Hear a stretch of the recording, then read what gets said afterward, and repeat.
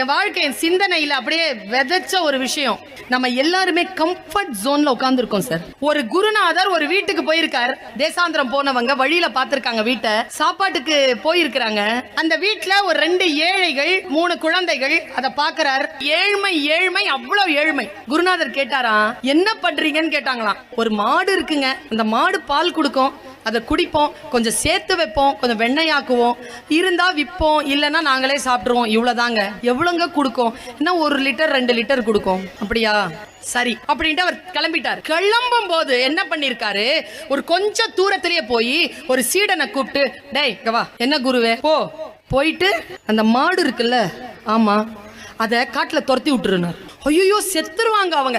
சொல்றத கேளு, துரத்தி விடுனாங்க. நான் என் மகனிடத்தில் சில விஷயங்களை நான் அப்படி செய்ததனால் இன்றைக்கு அவன் மிகப்பெரிய வளர்ச்சியை அடைந்து கொண்டிருக்கிறான். இந்த கதையின்படி நான் செய்தேன். என் வீட்டில்